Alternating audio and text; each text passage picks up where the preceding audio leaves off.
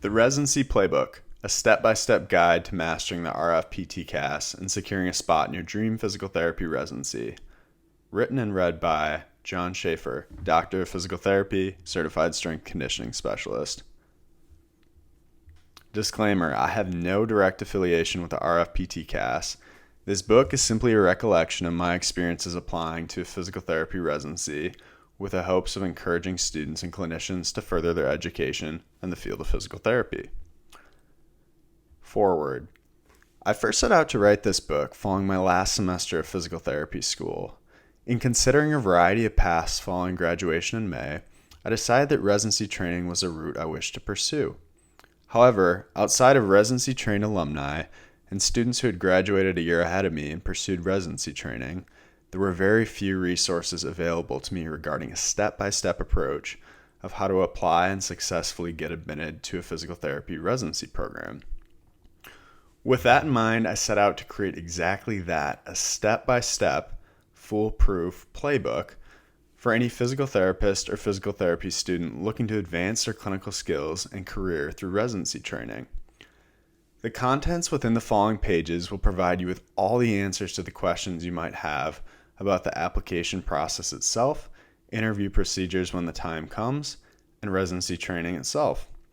My ultimate goal is to write the book I wish I had as I successfully navigated the frustrating and less than obvious path to securing a highly coveted spot within a residency program. This book is meant to be an easy read and interactive in nature, in that I've included written activities and brainstorming exercises throughout to allow for you to track your thoughts and ideas as various topics are discussed. It's easy to get overwhelmed during this process, making my goal simple, to reduce the stress of applications and make this process as straightforward and foolproof as possible. With that being said, let's go ahead and get started. Chapter 1. Is residency training right for you? Before we dive further into the book, we need to have an honest conversation about why you're here in the first place. And furthermore, if residency training is a worthwhile pursuit for you. So let's dive in. If you made it this far and you're holding this book in your hand or listening to the audio version, it's probably safe to assume you have a general understanding of what a residency program is. However, for those less familiar, and to make sure we're all on the same page moving forward with a baseline understanding of what you might be getting into, I will attempt to describe the basis of residency training. Residency training has existed within the medical profession for over 125 years. It was initially described as an opportunity for doctors to have sufficient time to pursue problems in depth while fostering relationships with other physicians to understand the whole patient. As medicine has advanced and providers have developed a better understanding of diseases and conditions, residency training has exploded in popularity and, frankly, necessity. To date, over 90% of medical students go on to complete residency training. Unsurprisingly, the field of physical therapy has evolved during this time as well. From the time physiotherapy was mentioned in 1813, the field has evolved from an associate's degree to a bachelor's degree to a master's degree and finally to a doctorate degree in the late 1990s. Fast forward to 2022, and there are residencies everywhere within the field of physical therapy, 347 to be exact. So why are they becoming more popular and what benefits do they have to offer? Residency programs are typically built on three pillars: mentorship, academia, and research. Each program may value these components in different ways, and that is extremely important to consider when you begin your residency search. I will break down each category to help provide a better understanding of how these different pillars can contribute to your growth as a clinician within the field of physical therapy. Pillar 1, mentorship. Think personal growth. Mentorship is one of the biggest buzzwords among students and new graduates within any field. Everyone wants the opportunity to learn from those who have accomplished the same objectives and goals that they are setting out to achieve. I'll give you this analogy regarding mentorship. Imagine you're trying to solve a crossword puzzle, but the letters are in a foreign language. You know your end goal, but don't understand how to make sense of the situation to get there. If you had a translator next to you, your life would be far easier and you'd have all the tools to sort through the puzzle. It might not be a walk in the park, but due to this resource, you would have additional support and guidance in reaching your goals. In essence, your mentor is acting as the translator, using their acquired skill and experience to help you solve challenges that arise during your journey to achieve mastery in the desired field. Each accredited residency program is required to include 150 hours of one-on-one mentorship to each resident. This may come in the form of in-clinic mentorship on your patient caseload, your mentor's patient caseload, or discussions outside the clinic on current patients. With such variety in mentorship structures, it is crucial to clarify when investigating various programs what type of mentorship is offered and what a typical week of mentorship might look like. Don't worry, we'll cover this much more in depth later on in the book, as well as other questions to ask and things to look for in your residency hunt.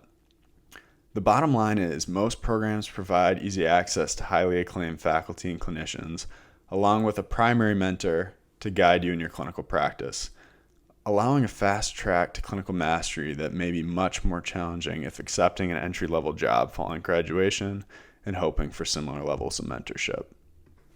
Pillar number 2, academia. Think research and teaching.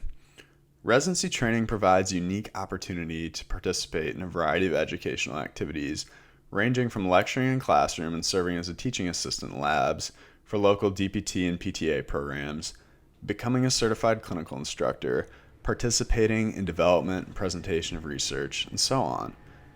Within a residency program, the resident will find themselves on the cutting edge of the latest research in the field and in a position to share that knowledge with those around them. Interacting with students and clinicians to push the field further is a phenomenal opportunity that residents are afforded. Following graduation, the resident will be positioned to take on additional roles within academia, including classroom educators, researchers, or even program developers and directors.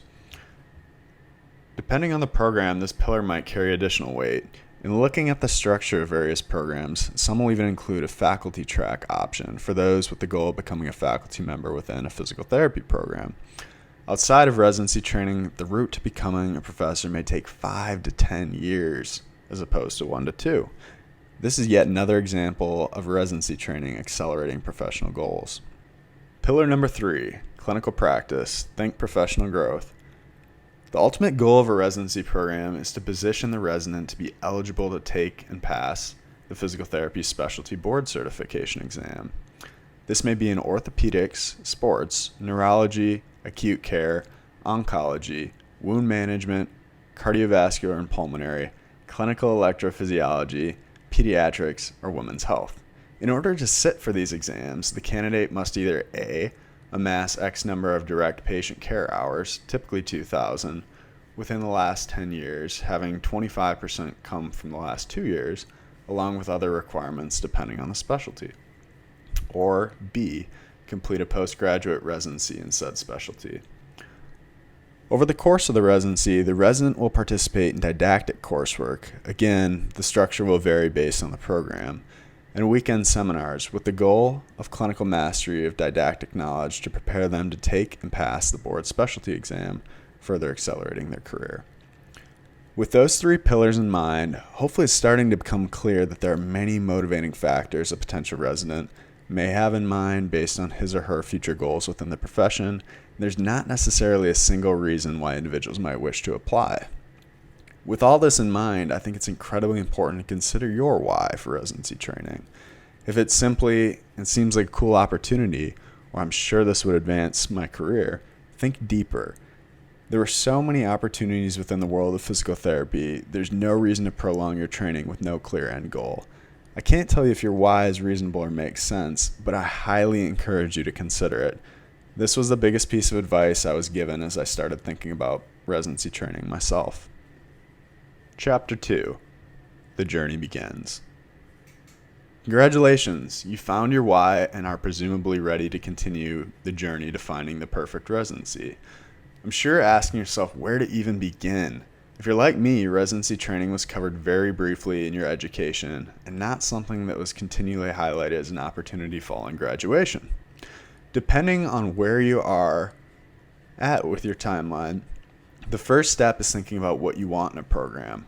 Some questions to consider might include, do you have a strong interest in teaching? Do you want to work with a specific population? Do you want to be stationed in an academic environment? And the list goes on. Start asking yourself some of these questions and come up with a list of non-negotiable items you aim to find in a residency program. To aid in your exploration of ideas and cement some of your thoughts on paper surrounding residency training, I've included a few brief exercises to help you work through several of the ideas I provided up until this point. Of course, nothing here is permanent. This is just a start and could serve as a great reminder to come back to. Additionally, if you aren't certain what you want at this time, use it as a running list. Write down some ideas and revisit them later on. Activity number 1. Write down any non-negotiable items or qualities that a residency program must have below. At this point in time, pull out a pen and paper, list 1 through 5, and start writing down some ideas. Pause and return when you are ready. Activity number 2, sliding scales of interest. Where are you at now? Simply circle the number of how important each aspect of residency training is to you at this point in time. If you want to revisit, simply mark and pencil now and come back with pen later on. I recommend assessing each program with this mental chart in mind and seeing how its offerings match up with what you are looking for. Begin by writing down on your sheet of paper, mentorship/professional development. Underneath, I want you to draw a horizontal line with a 0 on the left side marking the least important, and then 10 on the right side marking the most important. I want you to simply make a straight line anywhere on that line where you fall at this point in time in terms of that category's importance. Once you have completed that, I want you to do the same for teaching/educational opportunities and then research exploration. Go ahead and pause while you complete this activity and hit resume when you are ready.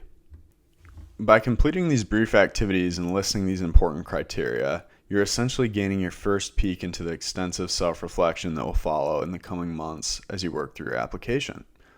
Look at your responses and realize that you're essentially highlighting the desired experiences you wish to obtain en route to your long-term goals, whether that is teaching, research, private practice, working with a specific population, etc.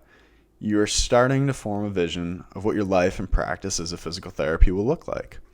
As this journey continues, you'll have the opportunity to participate in further self-exploration, and if nothing else, the application process will provide clarity about who you are and what you wish to value moving forward. Choosing programs to apply to. Before you really begin to focus all your attention on the application, it is important to have programs in mind that you wish to apply to. If you do not, it's equivalent to visiting Amazon.com without any idea of what you wish to purchase. You'll surely find something, but did you actually need it, and was it a great fit for your life right now? Well, maybe not so much. The approach I took in choosing which programs to apply to consisted of 4 phases.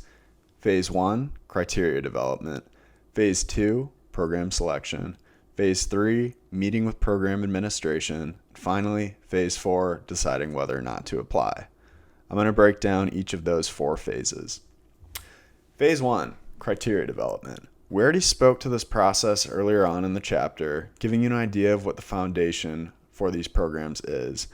The more confident you are in these criteria, the better opportunity you have to quickly move through programs and decide whether or not they are worth investigating further, which brings us to Phase 2. Phase 2, program selection. With the RF-PTCAS open, select programs based on your criteria, as well as additional factors, such as location, if there's a cost associated, what the salary is, etc., that make for a desirable program. Programs that do not meet the criteria get thrown out, and those who do meet the criteria advance to Phase 3. Phase 3, meeting with program administration. One of the most valuable experiences you can have prior to submitting your application is meeting with the program director. Who knows the program better than them? No one. Most of the time, you can find their contact information either on the RF-PTCAS or through a simple Google search. Have a list of questions prepared and have a notebook handy to write down key takeaways from each meeting. You can use talking points and highlights from your conversations and essays down the road. To arrange a meeting with a faculty member, simply send an email such as this. Dear, insert program director's name.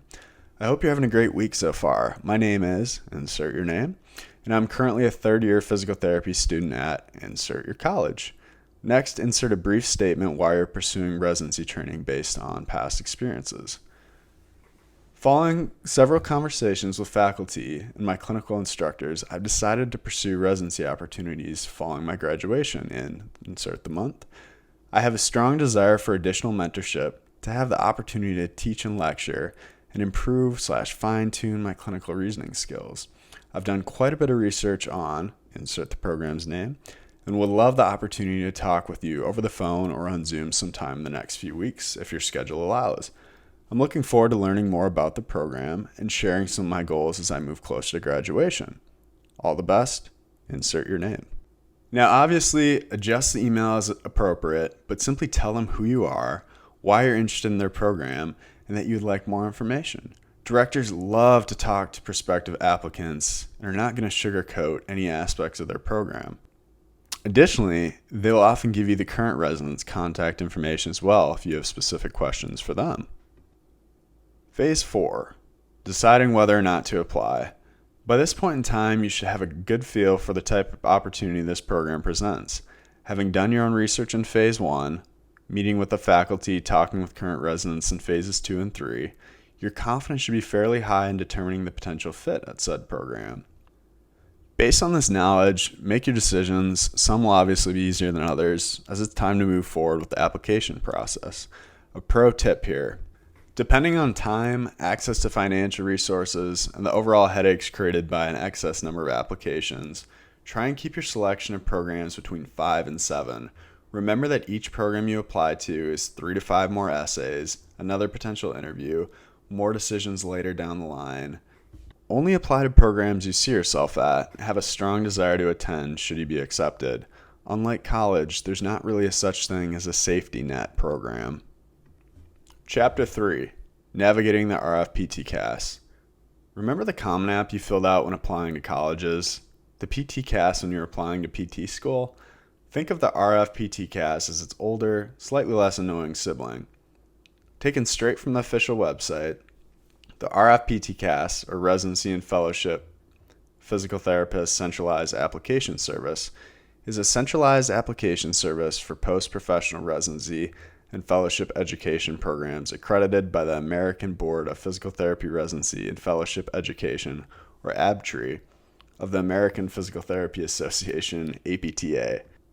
Now that's a mouthful, but in this chapter I will break down section by section the RF-PTCAS, answer questions I had and issues I came across when submitting my applications.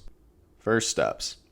The RF-PTCAS application portal opens, quote unquote, in early October each year. Well, that's not super helpful. During my application cycle, I would check back daily towards the back half of September with no update or sign when it would open. In retrospect, this time would have been better spent researching various programs because in reality, it doesn't matter if the application's open or not if you don't know what programs you're going to apply to. Once the application opens, you will create a username and password and then obtain access to your account. You will then notice there are 4 categories for you to complete.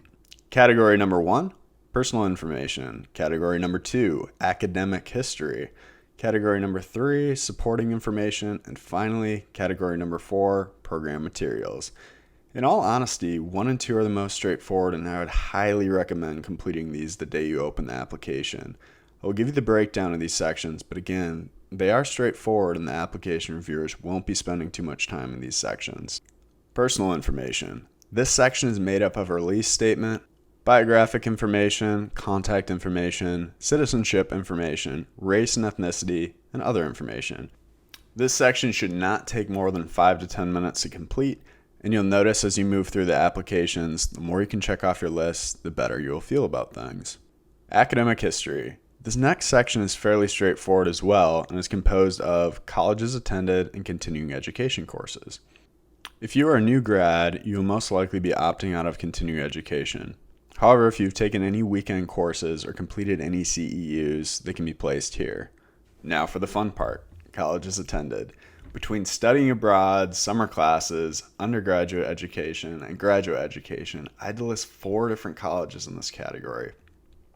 The good news, however, is that you do not need to request transcripts from all of these institutions. You only need to request a transcript from your primary institution, that is, the program you received your DPT from. You will be prompted to request a transcript from that institution and will be directed to an external site to submit your payment information. This process can take anywhere from 3 to 7 business days, hence my suggestion to get it done ASAP so you don't even have to think about it as the application deadlines creep closer and closer. If it does come down to it, programs vary on their acceptance of applications with transcripts that are quote-unquote still pending, meaning that if you have submitted for your school to send them, but they have yet to be sent, you may still be in the clear depending on the program.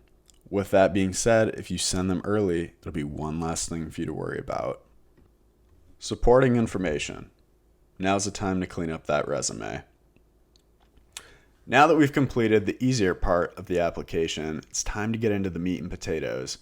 The supporting information section is meant to tell reviewers your story and show reviewers where you have been, either during your time at school or what you have accomplished in your professional career thus far. This section is made of experiences, achievements, licenses, residencies and fellowships, credentials and certifications, and memberships. Now, before you get overwhelmed with wondering what actually needs to be included and what can be left off, in the conversations I've had with program directors, this section is far less important than you might initially think. Don't get me wrong, you should still do your absolute best to make sure it is spotless and highlights what a great candidate you are, but don't get overwhelmed with thinking it needs to be perfect. When I filled out this section, I really struggled with how specific to be and how much to include. I had so many different experiences to pull from, and I wasn't sure what reviewers were looking for. I put down the application and started a separate but similar and equally important pursuit, resurrecting my resume from the dead. Sure, I had updated my resume here and there, but it was time to clean it up and see it was still important. I chose to give my resume a makeover and focus on the headings education, clinical experience, leadership experience, additional experiences, and certifications / accomplishments / awards / honors. As I filled out these sections, it became crystal clear what events in my life and academic achievements were actually important to me and worth including in my application. Another pro tip: when writing your subheadings on your resume, simply Google power verbs for resume and make sure you are including them. They will essentially bring your resume to life, more so than common verbs you might hear every day. Once you've completed your resume, the legwork is over. Now, it is simply about finding what section works best to insert your awesome accomplishments and experiences. Supporting information subcategories. Experiences. Think about clinicals or jobs you've had, teaching opportunities in school or in the community, leadership roles, or important volunteer work. Achievements. Think about scholarships, honors, or awards given to you by your school or employer. Licenses. If you haven't graduated, opt out. If you are currently practicing, simply insert your license number.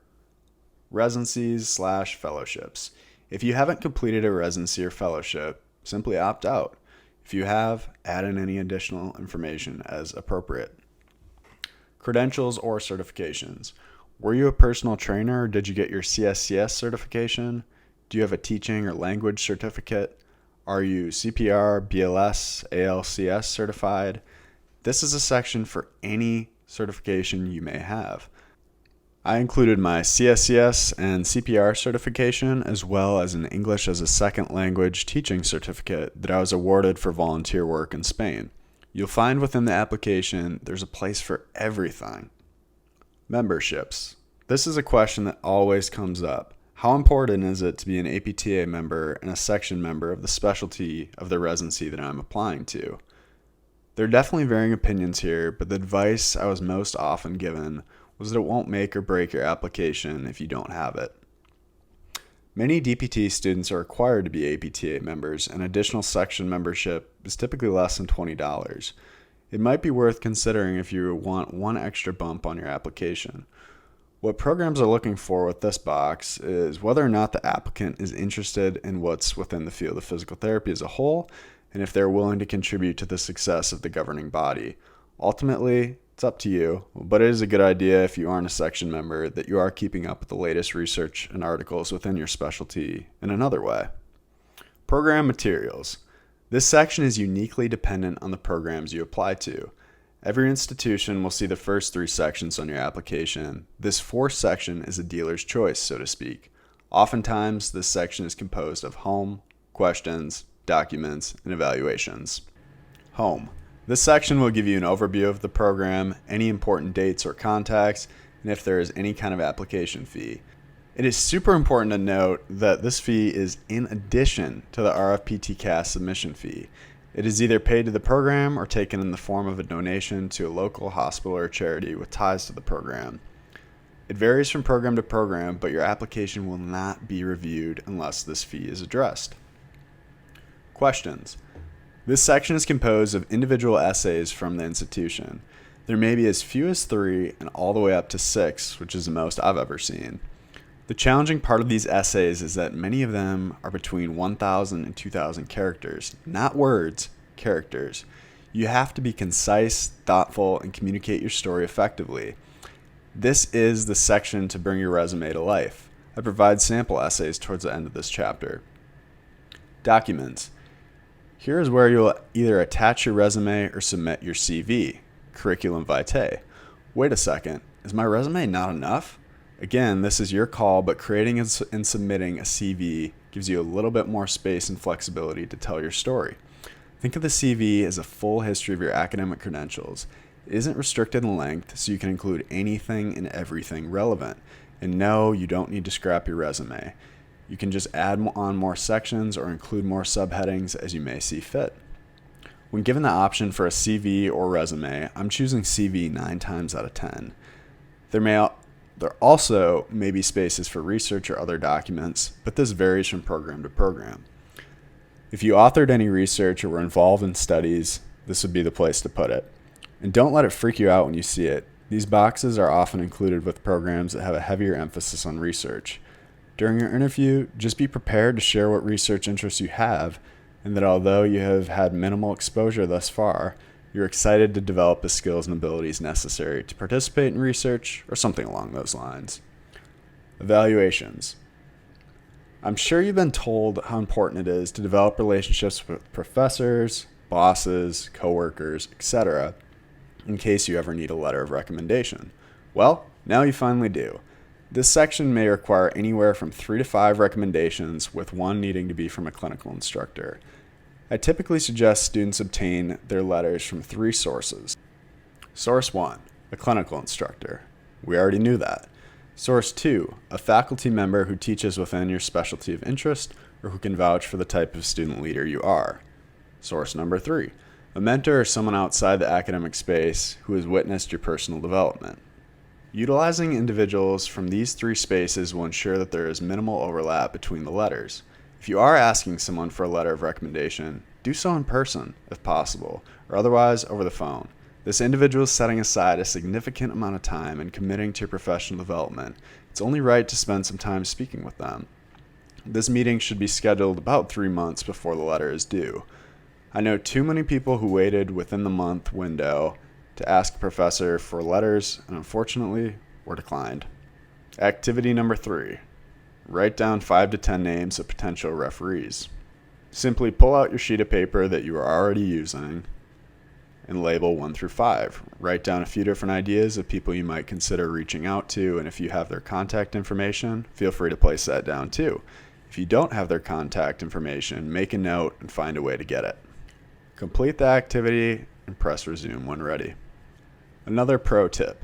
Following your meetings, provide each reference with a highlighted copy of your resume, or better yet, CV, and what you'd like them to speak about. Chances are they have written a letter of recommendation before and have an idea of what they would like to speak to. But if there is something that you want highlighted, let them know. Furthermore, if you know they do not have experience writing letters of recommendation, you can send them example PDFs. It's easy to find one online with examples of what to do and what not to do. They may or may not end up using it, but oftentimes this is a case of better safe than sorry. Supplemental essays. As previously touched on, supplemental essays are your time to bring your resume to life. Something interesting to note here is that there are default questions under each program. They are as follows. Question number 1. What do you wish to gain through participation in a residency/fellowship program? Question number 2. Discuss aspects of your background and professional experience that may particularly qualify you for participation in a residency or fellowship program. Question number 3. What are your future plans as they relate to a specialized or subspecialized area of physical therapy? Now, there's nothing wrong with these questions. They cover all the basis of why you're here, what you hope to get out of the experience, and what your future plans are. Just know that the program director did not add additional questions. I've seen some supplemental sections with up to 5 or 6 prompts with questions ranging from what is your biggest non-clinical failure to what do you have to offer the program in terms of diversity. It really depends on what the supplemental information the program director is looking for. Now that we understand what these questions mean, let's talk a little bit about the best way to answer them. The formula is quite simple. Now, if you have a physical copy of the book, it may be a little bit easier to see the way I break down these essays, but I'll do my best to convey the same in this audio space. Example response to question number 1. What do you wish to gain through participation in a residency or fellowship program? For this essay, I want you to pick out the top 3 things you wish to gain from residency training. You can then touch on each topic for one paragraph using the following strategy. First, list the experience you wish to gain, then list why it is important to you based on that prior experience. Finally, list how that residency program will provide that which you wish to gain. Paragraph 1.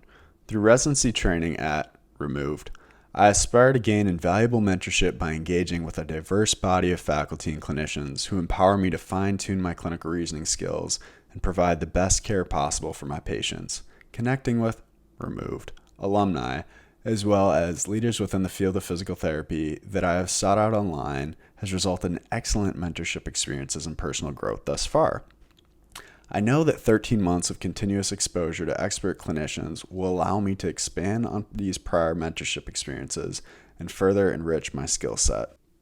Now, simply rinse and repeat using that same formula for paragraph number 2. Paragraph number 2. I aspire to cultivate the expertise necessary to serve as a role model and mentor for the next generation of clinicians. Through educational opportunities in both the classroom setting as a teaching assistant, as well as in the clinic as a clinical instructor, I desire to expand my teaching abilities to better serve future students and clinicians. Through my recent role as a lab teaching assistant for the Removed, I have realized the joy in educating others and strive to continue to support the learning of those around me. At Removed, I seek to gain the opportunity to interact with a wide variety of students in the Removed area and provide educational resources, study groups, and more for students interested in orthopedic care. Hopefully you're starting to see a trend here. Now let's finish strong with paragraph 3. Paragraph 3. I aspire to further explore my interest in research and evidence-based care. During my last clinical rotation, I had the opportunity to research the biomechanics of the knee pathologies and best practices based on tissue healing time. Through engagement in journal clubs and case presentations, I will experience additional growth in utilizing research, as well as improvement in applying the latest evidence in treating complex orthopedic patients, ultimately empowering me to advance our profession.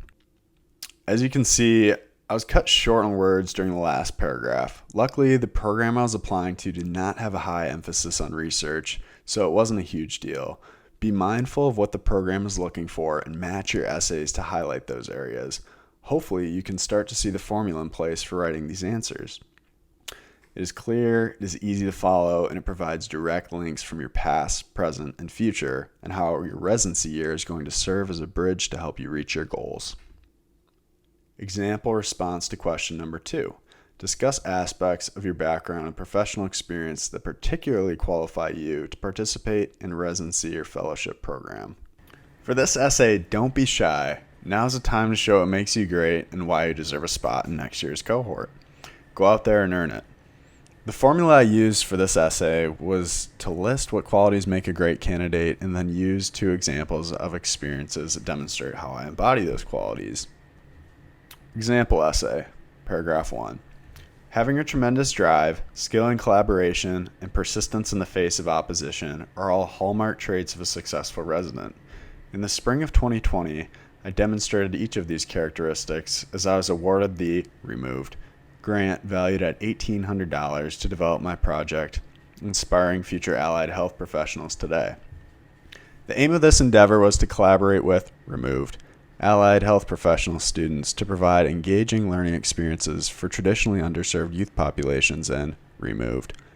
Due to the pandemic, I redesigned our in-person programs in a virtual format in collaboration with a team of 15 volunteers, creating online learning modules and instructional handouts. This experience helped me to realize the importance of adaptability and perseverance through challenging times and stressful setbacks to reach desired outcomes. I'll bring forth these lessons and mindset to removed as I seek additional teaching and research opportunities that pique my interest and positively impact the community. Using the same strategy for paragraph number 2. Paragraph number 2. Additionally, I have put forth a great amount of time and effort towards improving organizations that have positively impacted me. Within the program of physical therapy at removed, I was elected as Physical Therapy Student Association president and developed a 30-person diversity, equity, and inclusion subcommittee. I also served as a student ambassador, mentoring prospective students and meeting with external academic program reviewers. These opportunities allowed me to share my lived experience with others and realize the impact I can have in elevating a program and all those within it. Once at removed, I will continue to utilize these skills by reaching out to faculty, staff clinicians, and other residents to find ways I can use my expertise in communication and leadership to further enrich the program as a whole, as well as surrounding communities. Once again, if you follow the simple formula, these essays make sense and are very readable for the viewer. Example response to question number 3. What are your future plans as they relate to a specialized or subspecialized area of physical therapy? Now, this question has more room for variability depending on future interests. However, it's still important to follow a sequence. The sequence I followed was as follows. Paragraph 1 should cover the main areas of your future plan. Paragraphs 2 through 4 should break those areas down and provide previous experiences and how the specific residency program will help you reach your goals. Example, following completion of removed residency program, I will lead by educating and mentoring the next generation of clinicians, providing an expert level of care for patients in my community, and offering a variety of health-related resources for individuals beyond my immediate geographic location. Through previous leadership roles on and off campus, I recognize how strongly I feel about affecting change in my community. Having the opportunity to be a CI and gain additional classroom experience teaching during my time as a resident will position me to excel in those settings immediately following graduation. My current plan in regards to teaching and mentorship is to seek out opportunities to guest lecture in orthopedic courses and find a teaching assistant position at a local DPT or PTA program. I have additional interests in being involved in residency development as well. In terms of providing an expert level of care to my community, my future plan stretches beyond any clinic position I will accept.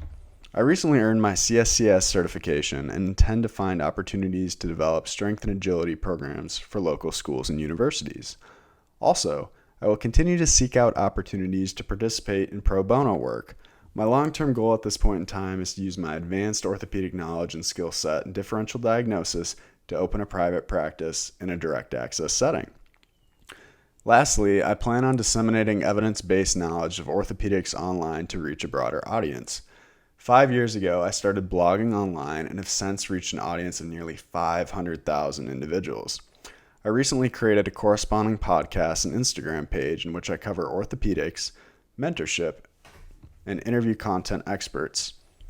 As my reach expands, I will maintain a focus on educating and mentoring the next generation of clinicians with the latest research, continuing my journey as a lifelong learner. There is slightly more variability in this essay and different ways you can successfully take it. This is just another example and suggestion for a potential route. Submitting the RF-PTCAS. There are very few logistics in the actual submission of your application. Step 1. Make sure all sections have a green check mark completed next to them. Step 2. Pay any associated fees. So $100 for the entire application plus $40 for each additional program. Step 3, look out for supplemental fees. These are sometimes listed on the residency website and may be made out to the school in the form of a charitable donation or otherwise stated. It's super important to double check whether the program has any or not, because they may not review your application if they do not receive the supplemental payment. When in doubt, email the program director to make sure all your materials have been submitted. Step 4, sit back, try, and relax, and realize you have a lot to be proud of making it this far. It has been an arduous journey full of twists and turns, and you've put in the legwork in completing your materials. Now, a few things are out of your hands for a brief period. Try and distract yourself if this is the final submission, or finish those remaining applications. Things to watch out for: the red flags of residency. I want to make it explicitly clear that not all residencies are created equal. It is extremely important to be able to determine what makes a quote-unquote good residency and what situations may fall into the category of unfulfilled promises for decreased pay. When thinking about categories of residencies, let's divide them into 3 separate tiers: accredited, candidacy, and non-accredited programs. Accredited. These programs are almost always a green light in terms of being quote-unquote safe to apply to. They have met all the requirements, including curriculum development, site reviews, etc., that have earned them the stamp of approval from the ABTRE, American Board of Physical Therapy Residency and Fellowship Education, the governing body of residency training. In essence, accreditation is a gold star for a program that the ABTRE wants to associate with and that meets the general mark of quality all around. Candidacy. These programs are a yellow light. You could go ahead and apply if you like the director and are feeling confident in the faculty and staff, but certainly not the safest option. In most cases, programs who have made it to the candidacy phase will go on to receive accreditation, but there is always a chance it may not make it through. Additionally, you should be mindful of the pros and cons surrounding a candidacy program. The biggest consideration is that it is likely relatively new, meaning that you could help shape the residency experience to an extent to match your interests. On the other hand, it may be less organized as the faculty and staff try to solidify the way that they want to operate as a program. Non-accredited. Big red flag. If a program is not accredited, they have not met the standards of ABTRE and or have not sought out accreditation. If you're looking at these programs, ask yourself what they're offering and what they're asking for. Many times you might see 1 or 2 year options at a significant salary cut, as well as mention of mentorship and didactic programming. Make sure you know what you're getting into and decide whether or not the value you are receiving is worth whatever the residency is asking for or in return. These programs are often housed within larger physical therapy companies and again do not meet the requirements that the ABTRE has set out. Be mindful. With that being said, at baseline, each residency program should provide the following: a minimum of 150 hours of one-on-one mentorship, a minimum of 300 educational hours, a minimum of 1,500 patient care hours exclusive from one-on-one mentorship.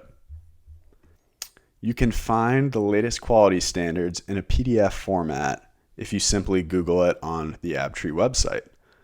I will attach the latest quality standards PDF in the suffix for additional quality standards from the APTA regarding residency training so that you can compare programs to the minimum expectation and make sure they are meeting and hopefully exceeding them. Chapter 4, Interviews. Who doesn't love a good interview? Well, most people. After all, you're being interrogated and assessed on responses that may ultimately determine if you are worthy of receiving the position. With that being said, practice makes these interviews so much easier and lowers the stakes tremendously. So relax and let's get started. The format of interviews is variable. In many cases, there will be a small panel and large panel interview. The small panel is typically composed of current residents or a few faculty. Although this is important, in most cases it serves as the warm-up and the questions are not as intense. One of the residencies I interviewed at had 5 back-to-back 20-minute interviews. The first 4 were the smaller panel followed by the large panel. As you can imagine, it is just a lot of talking on your end and can be draining. It is a marathon and not a sprint. Just note that the large panel will carry significantly more weight than the small panel in most cases. The large panel is typically composed of the most important individuals within the residency, most often leadership. The program director, research coordinator, and most involved faculty, etc. will all be present. For these panels, don't be surprised if you walk into a room of, 6 to 10 people who will be interviewing you. It can be intimidating at first, so I'd highly advise breaking out some sort of small talk to get more comfortable with the room.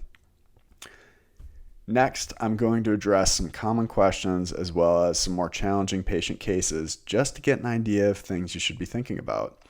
I'm going to split the questions up into 3 tiers. We're going to go tier 1. There's a 99% chance you will be asked these questions. I was asked them in every single interview. You likely will be too. Tier 2. 60% of you will be asked these questions. Have a good answer in mind, but know they might not come up. Tier 3. Less than 50% of the time. Think about these questions, but don't beat yourself up over them. Tier 1. Tell me about yourself.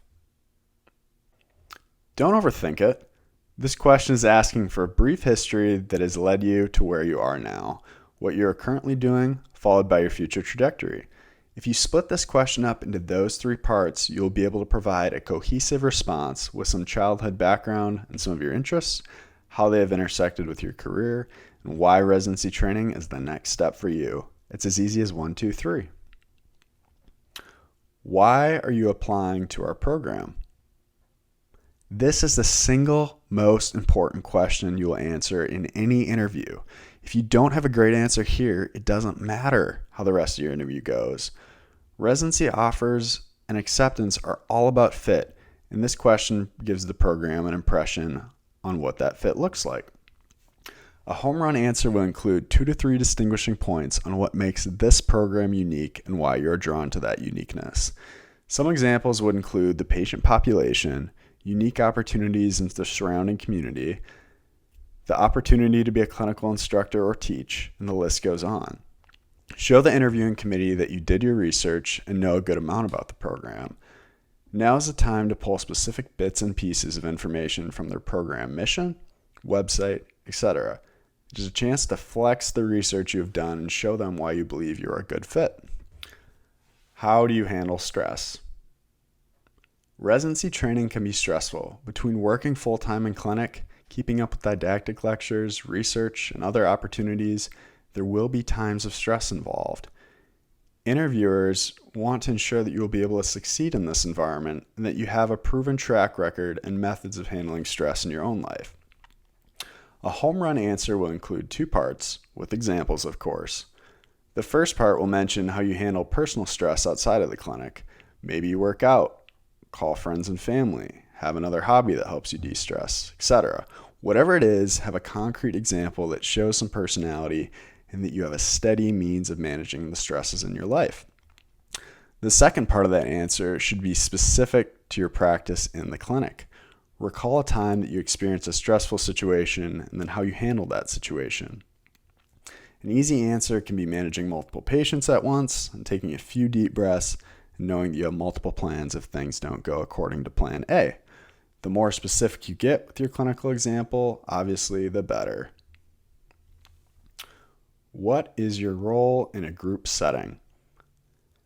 This question is looking at your leadership style, how you interact with others, etc. The tendency here is to want to be vague, but it is super important you hone in on naming a specific role. My go-to descriptors were quote-unquote director and quote-unquote glue, referencing my ability to help set a vision, direct our progress, and offer support throughout the upcoming work. This question also gives you the opportunity to describe how you've evolved in group work. It is a great chance to share a story in which your leadership style has failed you, how you evolved into adapting other styles, and the success that you've had moving forward. A home run answer may be something along the lines of how you used to try and drive group projects all by yourself, regardless of the others' schedules or dedication to the project, and you realize this was far from the most effective strategy. Moving forward, you made sure at the beginning of each project to hear the ideas and strategies of group members to create an overall vision or end goal for the project. Rather than micromanaging the group, you were able to offer support and help act as the glue for the project rather than trying to do everything by yourself. This yielded far greater outcomes and team camaraderie by ensuring everyone was involved and invested in the outcomes. Tier number 2. Two members of your cohort are in a disagreement and are looking for you to help them settle it. What is your approach? This question is looking at how you deal with stressful conflict and how you would de-escalate a situation. It is important to note that you will be impartial to choosing a side. What's most important is helping both sides see the other side, level with each other, and realize that they likely have the same end goal in mind, but different ideas of how to get there. Help mediate the discussion and find a productive way to move forward. What is a question you would ask an applicant? Answer that question. This question is another tricky one, but if you're prepared for it, you can ask a question you already have a great response to. The question I chose was, if you're applying to several programs, what makes our program stand out and why would you choose it over others? Tier number 3. What do you have to offer in terms of diversity for our program? Now, depending on your racial or socioeconomic background, you may have more or less to offer in terms of quote-unquote diversity in the traditional sense of the word. Regardless, I want to rephrase the question for you to what it is really asking. What makes you unique? Maybe it is the experiences you've had traveling and interacting with other subcultures, the non-physical therapy related side projects you devote a lot of time to, your hobbies, etc. The interviewer wants to know what you bring to the table from a unique background. Everyone is coming into the application with their DPT, so what makes you stand out? Silly questions. These questions may or may not come up, but it's good to at least think about a little bit in case they do. Or better yet, to give you an idea of what some of these silly questions may be. What superpower would you choose and why? How would your best friend describe you? What was your favorite childhood snack growing up? What is your pump-up song? What is your favorite exercise and why? If you won the lottery, would you continue to practice PT? Don't feel like there's a perfect answer to these fun questions. The interviewers are simply hoping for you to show some personality and get a feel for who you are as a person. So, show some personality, but don't try and force humor or respond to what you think the interviewer might want to hear. Just have fun with it. Up next, patient scenarios. A patient comes in after 6 weeks and they're not getting better. They're furious with you. How do you respond? This question is all about managing expectations. I'd begin by addressing the fact that to avoid this instance in the first place, I would have set a timeline for the patient to have a better idea of their recovery. However, now that we are here, it is important to get the patient's perspective and figure out why they don't believe they're getting any better. After having that conversation and hopefully de-escalating the situation, it's time to reevaluate the patient and set goals and expectations moving forward.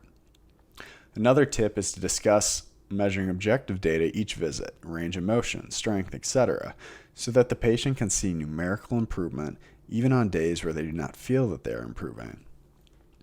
To recap, acknowledge how this could have been prevented, listen to the patient, design a plan of care that is agreeable between you and the patient, and proceed. A patient suggests they would like to pursue a romantic relationship with you outside of the clinic.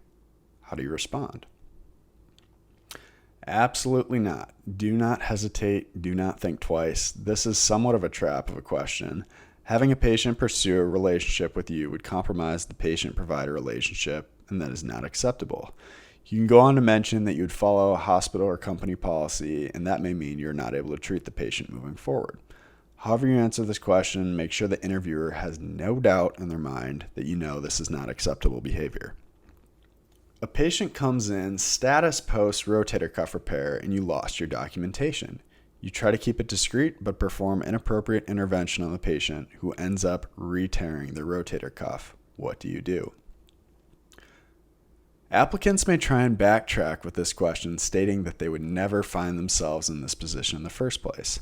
However, that's not the question. The question states you have found yourself in this non-optimal situation and have actually harmed your patient.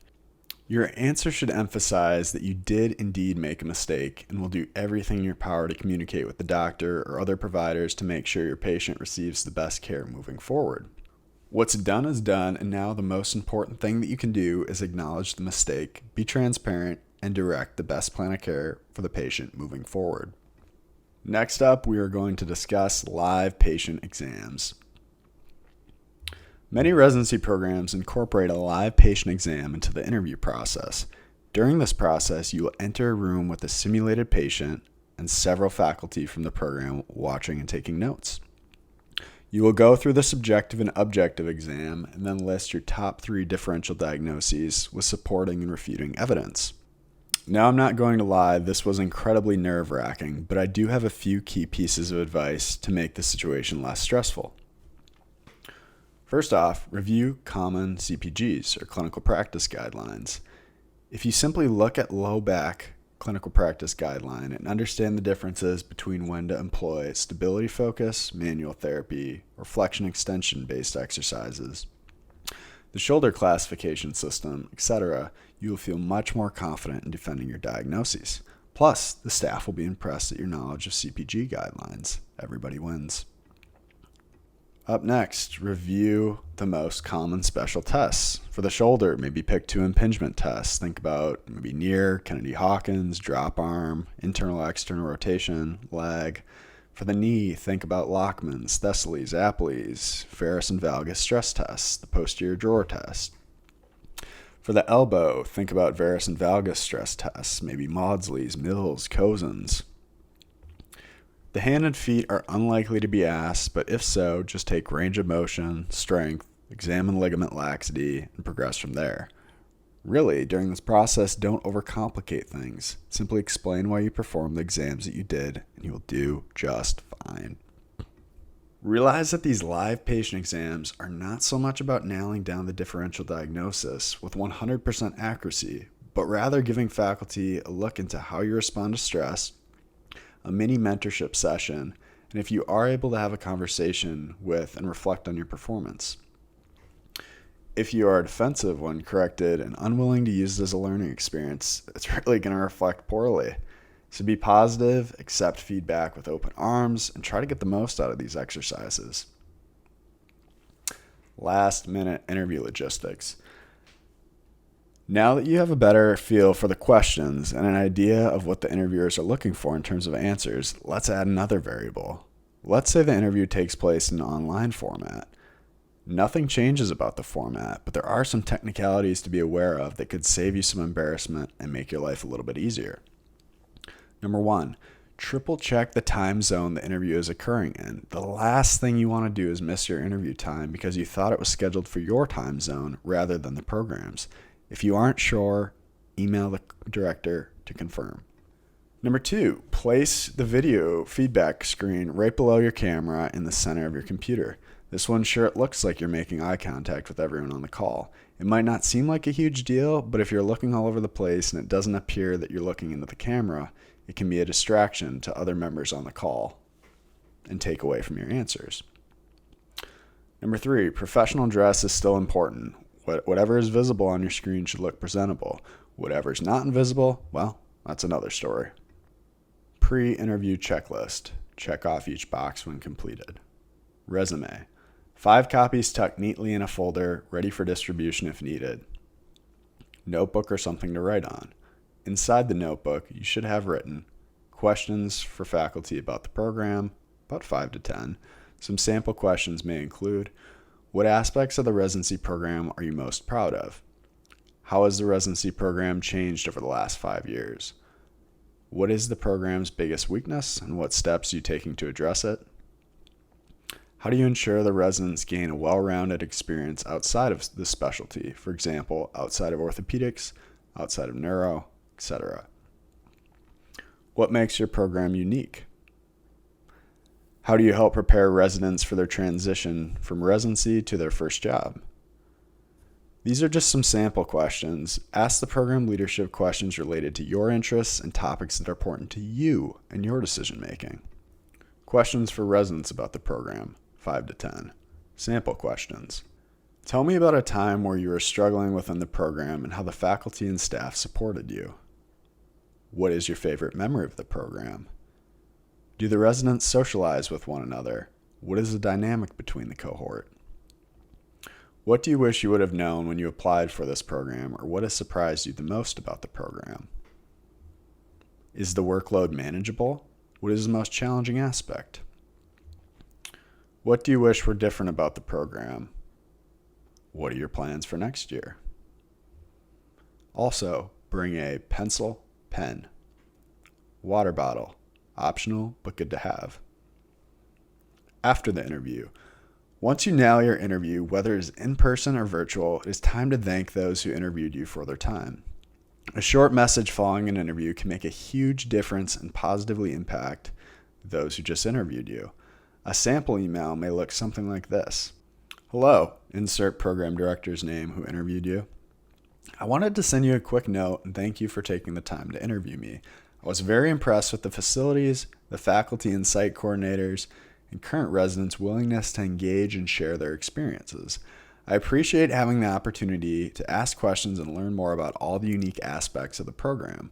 I would be thrilled to be a part of it in the future if the opportunity presents itself. Have a great weekend. All the best. Sign your name. This message is simple, to the point, and shows those involved in the program that you have a serious interest in being a part of their organization and culture. Chapter 5, Decision Time. During my residency search, I found the period after initial interviews and between future interviews to be the most stressful and confusing time. It is a period in which you have a few interviews under your belt, you've yet to hear back of any offers from programs, and you're self-assessing your performance by replaying answers given in your mind. What's important to remember at this point in time is that what's done is done, and there's no going back and changing answers, revising body language or cues, or adding additional value to your performance. You know what you did well, but unfortunately, you also know exactly what could have gone better. Be patient with yourself during this period. In my particular case, I had offers to interview at 7 programs, went to 4 interviews in 8 days, 3 which were in person and 1 that was virtual, and knew of 1 offer and 1 spot on a wait list by the following weekend. The thing that is so challenging is you start to ask yourself questions about whether or not you're leaving opportunities on the table by accepting an offer before an interview with other program. In most cases, you'll have a deadline of anywhere between 2 to 7 days to make a decision, and depending on your schedule and interview dates for other programs, that may be limiting your ability to explore other options. Rather than panic or view this as detrimental in the process of uncovering the full picture of your potential within the world of residency training, I would invite you to perform the following exercise. Pull out a piece of paper, write down what is important to you in residency training, and again, think about your non-negotiables that we wrote down very early in the book. Ask yourself the question, does this program fulfill what is written on my sheet? If the answer is yes, it's a no-brainer. Accept that offer. If the answer is no, ask yourself what's missing. If you still have uncertainty about any aspect of the program, ask the director to either answer the question for you, or they can put you in contact with someone who can provide a different or unique perspective. Realize what an amazing opportunity you have, and that regardless of your ultimate decision, you successfully obtained a residency spot. Chapter 6. Rejection. One of the things you'll hear over and over again when going through the process of residency applications is that the most important factor in determining whether or not an applicant is offered a position is a fit between the applicant and program. Okay, so what does that actually mean? Basically, you can be a phenomenal applicant and check every single box in terms of extracurricular involvement, grades, etc., but that doesn't guarantee you'll be the right fit for a particular program. That's why it's so incredibly important that you develop a relationship with the program directors, reach out to current residents, and develop a great all-around feel for the program and those within it.